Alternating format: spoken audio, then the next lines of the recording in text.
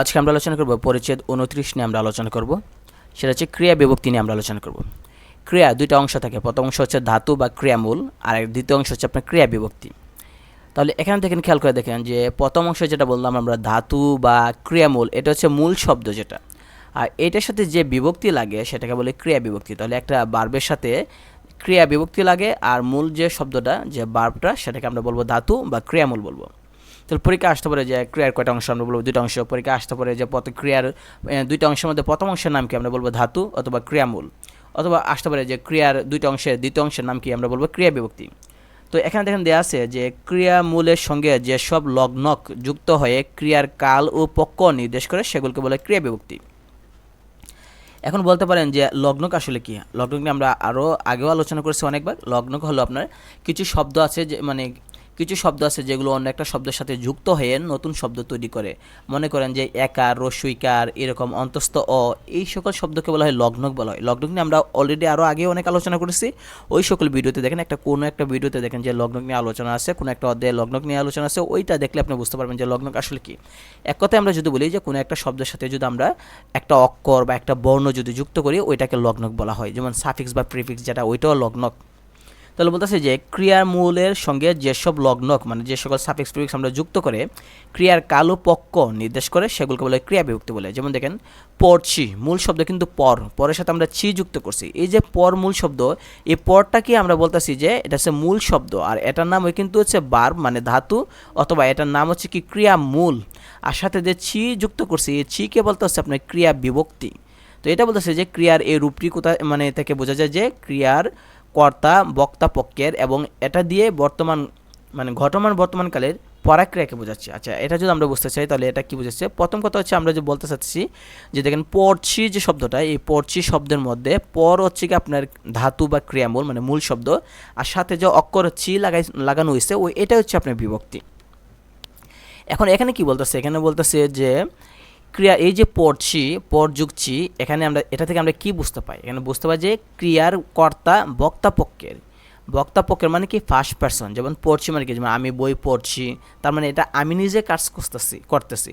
কিন্তু তোমার ক্ষেত্রে আমি বলবো না যে তুমি বই পড়ছি, বলবো কি তুমি বই পড়ছো।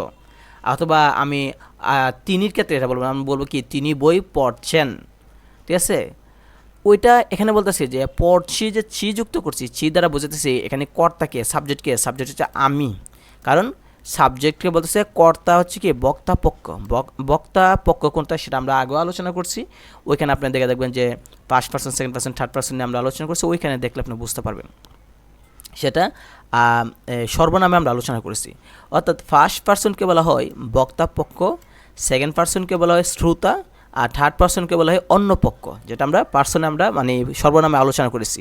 তাহলে এক কথায় যদি আমরা উত্তর দিই, তাহলে এখানে দেখেন যে পড়ছি কথাটা, এই পড়ছি কথাটা আমরা কোথায় ব্যবহার করি? যে তুমি বই পড়ছি না, আমরা বলবো কি আমি বই পড়ছি। তাহলে এখানে সাবজেক্ট কি? আমি।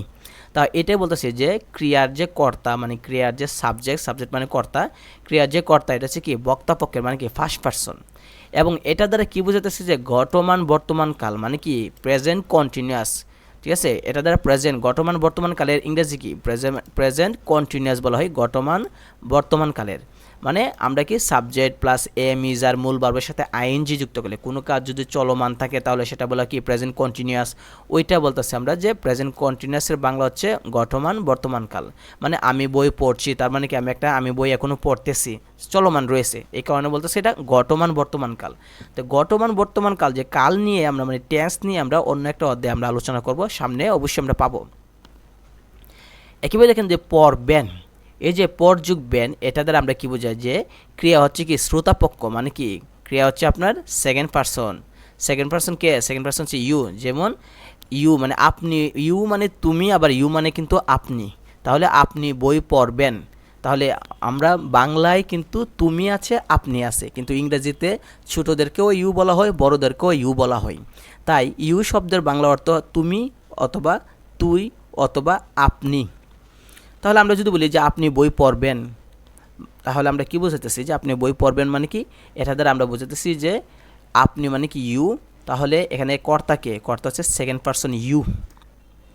বুঝা গেছে? মনে রাখতে হবে যে ইউ এর বাংলা কিন্তু দুইটা। ইউ এর বাংলা তিনটা আমরা বলতে পারি। ইউ এর বাংলা একটা হচ্ছে তুমি, একটা হচ্ছে তুই, একটা হচ্ছে আপনি। কিন্তু ইংরেজরা সবাইকে ইউ বলা হয়, তুই, তুমি, আপনি সবাইকে ইউ বলা হয়। তাহলে ইউ যেহেতু সেকেন্ড পারসন, তাহলে আমরা বলতে পারি বাংলায় সেকেন্ড পারসনকে কী বলি আমরা, যে শ্রোতাপক্ষ বলি। বাংলা এটাকে শ্রোতাপক্ষ বলা হয়। যদি এটা শ্রোতাপক্ষ হয়, বাংলায় শ্রোতাপক্ষ বলা হয়, তাহলে দেখেন যে পড়বেন দ্বারা একটা বাক্য বলেন যে তিনি বই পড়বেন বা আপনি বই পড়বেন। তাহলে আপনি যে বললাম, এই যে আপনি, আপনি মানে কি ইউ, এটাতে বলতেছে যে ইউ মানে কি শ্রোতাপক্ষ। আর এটা দ্বারা কি বোঝায়, সাধারণ ভবিষ্যৎকাল মানে কি ফিউচার ইনডিফিনিট বোঝায়। ফিউচার ইনডিফিনিট কি, আপনি বই পড়বেন মানে কি ওই মানে ভবিষ্যৎকাল বোঝাচ্ছে, যে তুমি বই পড়বে বা আমি বাজারে যাব, মানে ভবিষ্যৎকালকে বোঝাতেছে, ওইটা বলতেছে। তারপর দেখেন দেওয়া আছে পড়ছিল। তারপর দেওয়া আছে কি, যে পড়ছিল, পড়ছিল বাংলা আমরা পরযুগ ছিল। তাহলে এটা দ্বারা আমরা কি বোঝাই, এটা দ্বারা অন্য পক্ষ বোঝায়, সাবজেক্ট অন্য পক্ষ। যেমন সে বই পড়ছিল, তাহলে সে, যেমন হি, হি হচ্ছে আপনার থার্ড পারসন, থার্ড পারসনকে বাংলা বলা হয় অন্য পক্ষ।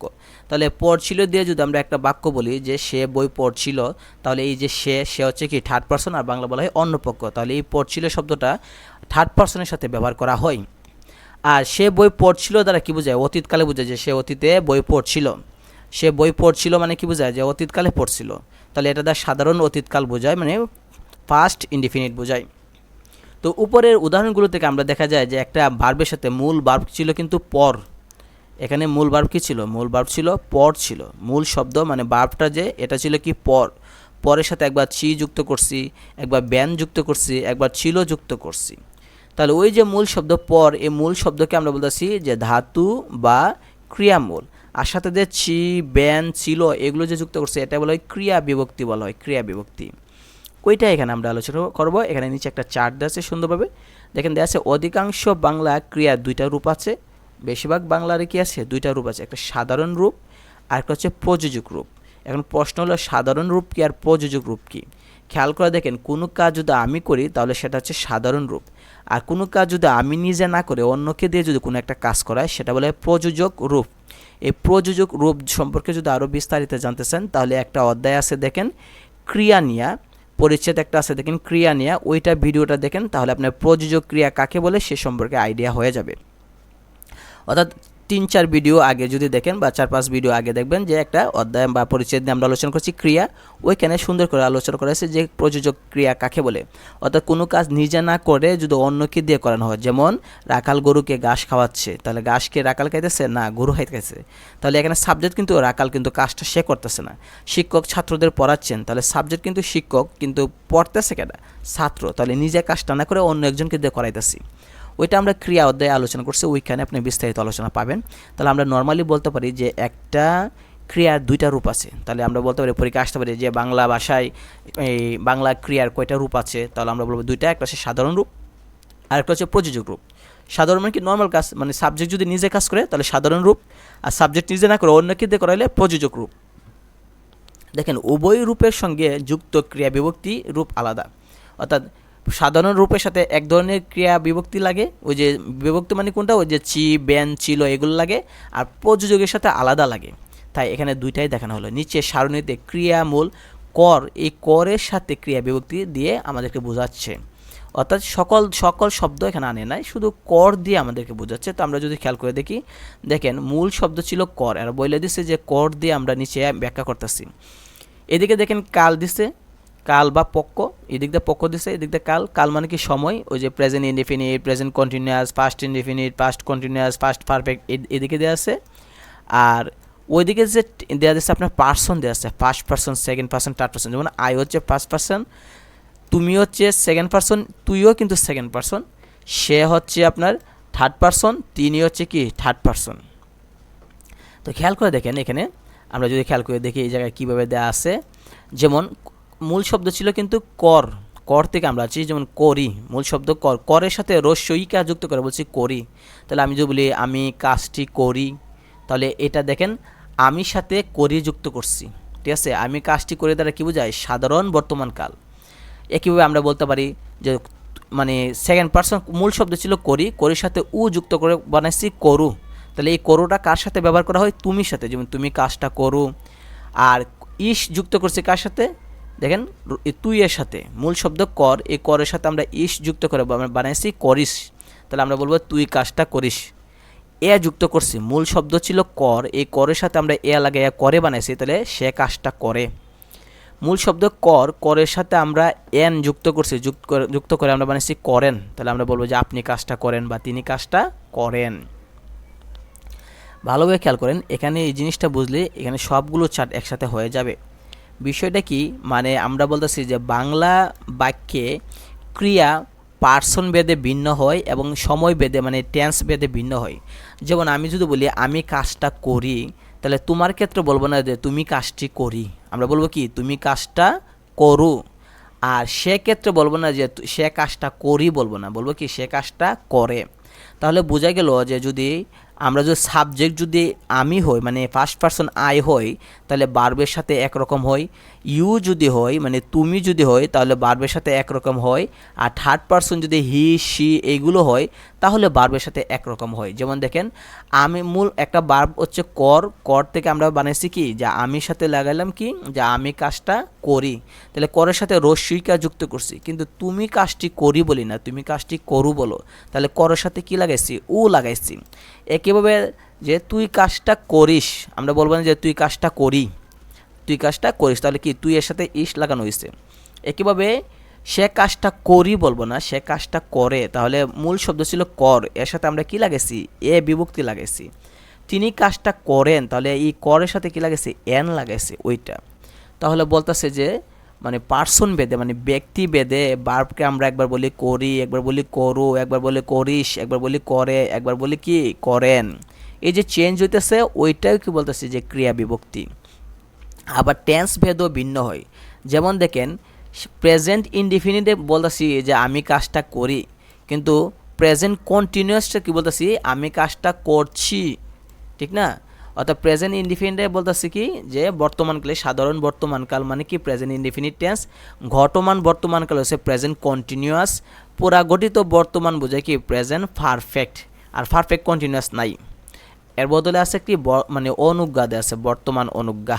অনুজ্ঞা মানে হচ্ছে এইটা যে কাউকে আদেশ উপদেশ দেওয়া, যে তুমি কাজটা করো, সদা সত্য কথা বলো, এরকম অনুজ্ঞা বোঝানো হয়।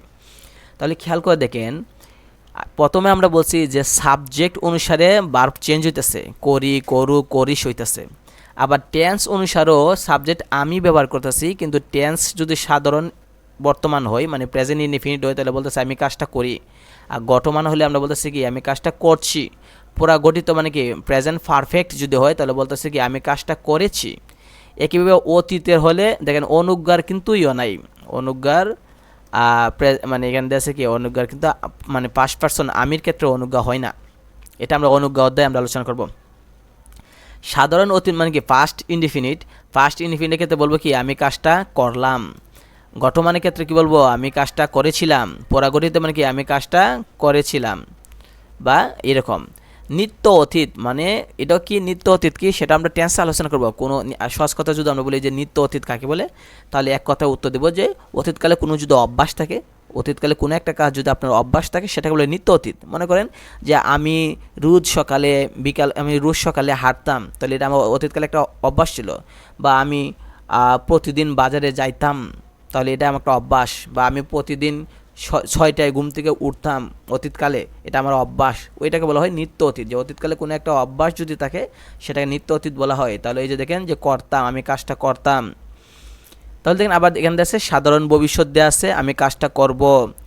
অনুজ্ঞা ভবিষ্যৎ দেওয়া আছে, আর অসমাপিকা একটা দেওয়া আছে। তাহলে আমরা উপর আগে এই জায়গাটা বুঝে নেই আমরা কি বোঝাতে চাইতেছি। এখানে এক কথায় যদি আমরা উত্তর দিই, তাহলে একটা দিয়ে আমরা কিন্তু বাকিগুলো বোঝাতে পারি।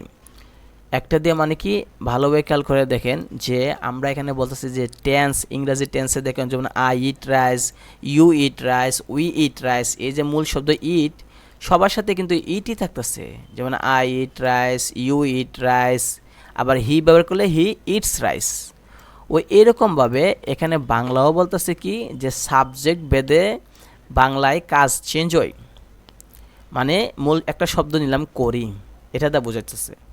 তাহলে এই যে মূল শব্দ হচ্ছে কর, এই করের সাথে আমি যদি রস্যিকা লাগাই তাহলে করি হয়েছে। এই করিটা কার জন্য আমি ব্যবহার করতে পারবো, আমির সাথে ব্যবহার করতে পারবো। যেমন আমি কাজটা করি, তুমির সাথে ব্যবহার করতে পারবো না, যে তুমি কাজটা করি বলবো না, তাহলে তুমির সাথে কি লাগাইতে হবে, ও লাগাইতে হবে। আবার একইভাবে বলতেছি যে এই যে করি আমির সাথে ব্যবহার করতেছি, কিন্তু এটা সাধারণ বর্তমান, কিন্তু কন্টিনিউয়াস হলে আমি কাজটা করি বলবো না, আমি কাজটা করছি। আর তুমি ক্ষেত্রে বলবো তুমি কাজটা করছো। তাহলে এখানে এটা বোঝাচ্ছে যে বার্বের সাথে যে ওই যে রস্যইকার উ ইস এ এন যুক্ত করতেছি, এটা কেন, এটা হচ্ছে থার্ড পারসন, মানে first person second person third person, এই যে সাবজেক্ট ভেদের জন্য, আবার টেন্সের জন্য আমরা ব্যবহার করতেছি, দুইটার জন্য। এখানে টেন্সে দেখেন যে দেওয়া আছে বর্তমান অনুজ্ঞা, মানে কি যে বর্তমানকালে আদেশ উপদেশ অনুরোধ এগুলোকে বলা হয় বর্তমান মানে অনুজ্ঞা, এটা টেন্সের মধ্যে আলোচনা আছে। কিন্তু অনুজ্ঞা কখনো বর্তমান অনুজ্ঞা কখনো কি হয় না, মানে ফার্স্ট পারসনের ক্ষেত্রে হয় না, তাই এই কারণে এখানে দেই নাই। আর নিত্য অতীত মানে কি অতীতকালে কোনো কাজ যদি আপনার অভ্যাস থাকে সেটা নিত্য অতীত বলে, আমরা এগুলো টেন্স মানে কাল নামে একটা পরিচ্ছেদ আছে ওইখানে আলোচনা করব। তারপর দেখেন সাধারণ অনুজ্ঞা ভবিষ্যৎ, ভবিষ্যৎ অনুজ্ঞাও কখনো মানে আমি দ্বারা হয় না, ওই যে ফার্স্ট পারসন দ্বারা হয় না, ঠিক আছে। অসমাপিকা মানে কি কোনো একটা কাজ যদি সমাপ্ত না হয় সেটা অসমাপিকা বলা হয়, যেটা আমরা ক্রিয়া অধ্যায়ে আমরা আলোচনা করেছি। ভৌত অসমাপিকা যেমন যেমন করে, সে কাজটা করে।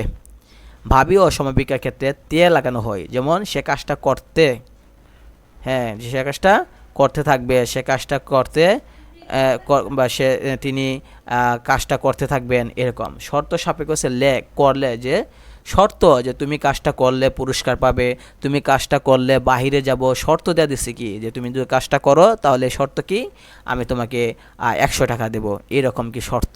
তাহলে অসমাপিকা মানে কি ভৌত অসমাপিকা, এটা আমরা মানে ক্রিয়া অধ্যায়ে আলোচনা করেছি। ভৌত ক্ষেত্রে আমরা ব্যবহার করব, যেমন করে, যে তিনি কাজটা করে, নর্মাল সেন্টেন্স। আর ভাবি হচ্ছে কি তে ব্যবহার করতে, যে তিনি কাজটা করতেন, সে কাজটা করতে ছিল, এরকম কি। আর শর্ত মানে কি, শর্ত মানে কি একটা শর্ত দিয়ে দিলেন যে তুমি কাজটা করলে আমি বাইরে নিয়ে যাব, এটা শর্ত। তো এটা ছিল সাধারণ ক্রিয়া ছিল, এটা সাধারণ ক্রিয়া মানে কি নর্মাল ক্রিয়া, যে কাজটা নিজে করি আমরা।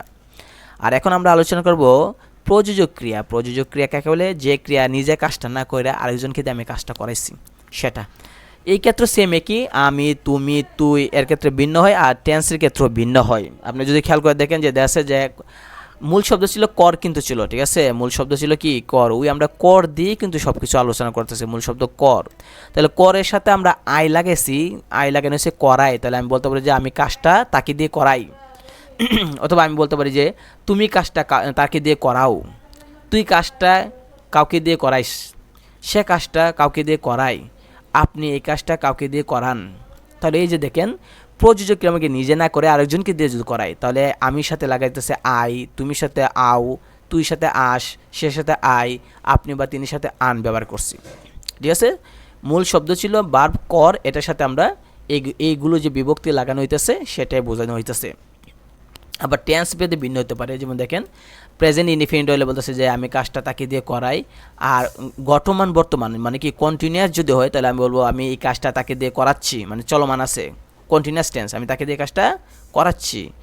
ওই রকমভাবে অনুজ্ঞা তো হয় না, আমরা বলছিলাম যে মানে আমি ফার্স্ট পারসন দ্বারা অনুজ্ঞা হয় না।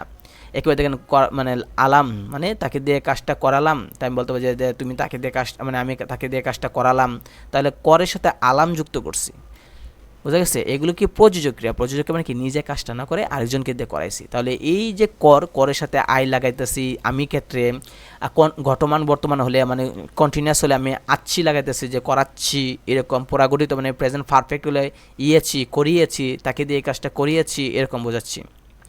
আবার এটা অসমাপিকা দেওয়া আছে, ভৌত অসমাপিকা মানে কি যেমন করিয়ে, যে তাকে দিয়ে এই কাজটা করিয়ে দিবেন।